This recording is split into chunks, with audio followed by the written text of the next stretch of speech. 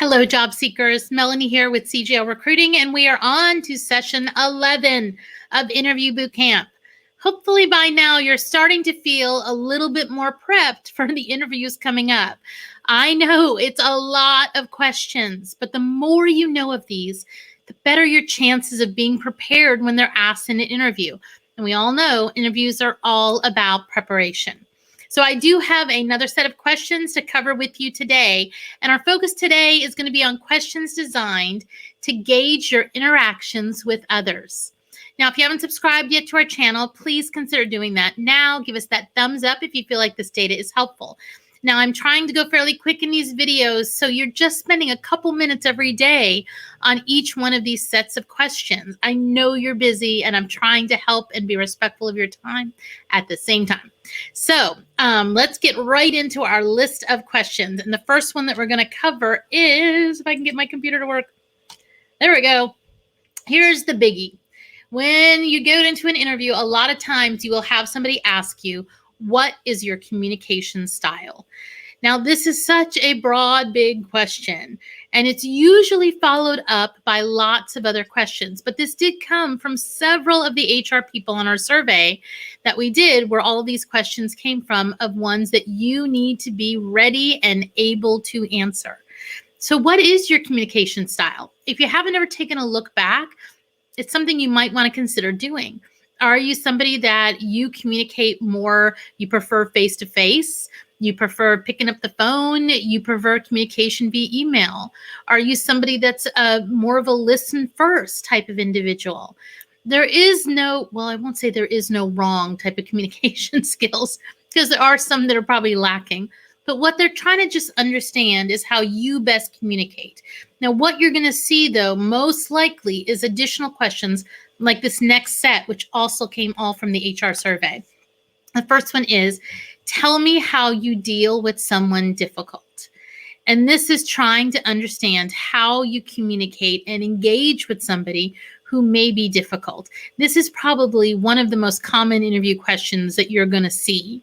And when they're looking at this, if you can give a real example of a situation or a project you worked on, a team that had somebody that was a little bit challenging, and you can talk about how you approach that person, how you learn to deal with their communication skills, and how you were both able to move forward in the end, that is brilliant. That is brilliant if you can actually give those real world examples.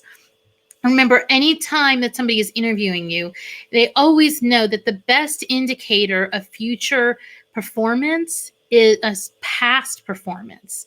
So if they hear that you've done this successful with the behaviors in the past, they're assuming you're going to do those behaviors again in the future. So anytime you can give a real world example, the better that you are for a question like this. Now, another one that you may hear is, and this one again, straight from the survey, how do you deal with tricky team members? Sometimes when they're asking you this, it's because there is somebody that is part of the team that's a little tricky, and they may be wanting you to say how you would deal with that type of person.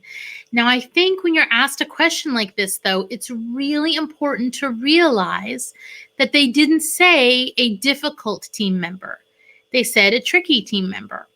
People are different, right? Some people think one way, some people think another way. Just because they're asking you this question, it's not always best to go to the negative or say, oh, I've dealt with problem people before. That may not be your best approach. But again, they are wanting to see how you interact with others. And something that is very important too, if you're interviewing with a global company, the more you can give examples when you're dealing with interactions, not just on where you are in the country you're in, but on a more global basis, the better you are, because that a lot of times is where we do see interactions having some difficulties, whether that's a cultural difference in the way that the communication is done, or the locations make it difficult. You know, one group always feels like they're left out because they're not with the headquarters. There's all kinds of interaction difficulties when you get to those global companies. Okay, let's go on to our next question, which is, tell me about a situation where you had to deal with conflict. Now, when you're asked one like this opens the door for you to look beyond team members and beyond just people that work directly with the company with you. You could be talking about customers. You could be talking about vendors.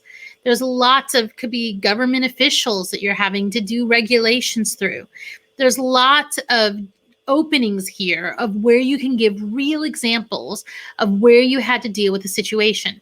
Now, when they ask you a question that's like this, they are not looking for you to go hypothetical.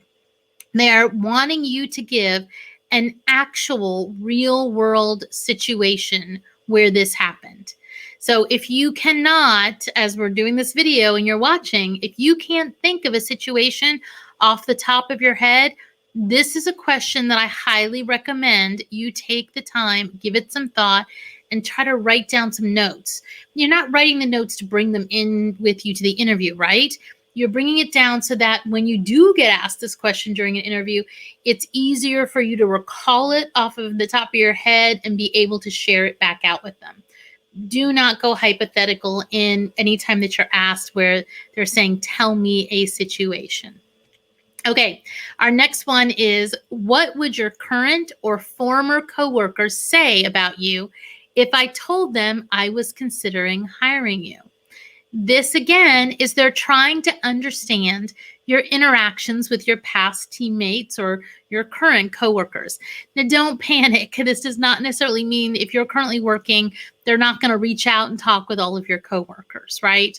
But they're trying to get an understanding of what's your interactions with them. And usually, too, when you answer this, you're going to answer with, they will say, I am detail oriented. They will say that I am very focused on strategic goals. Whatever it is, it's going to be things highlighting your strengths. Now, if you have some coworkers that you didn't get along with as well as others, and you had some that you got along with great, focus on the ones you got along great with, right? They're not going to be looking and saying, oh, well, tell me what this specific person. They're talking more in general. So just like the way that your resume highlights the best of you, during your interview, highlight the best of you. That is what's going to make the difference and help you to land that job. All right, job seekers, as always, thanks for watching, and I will see you next time.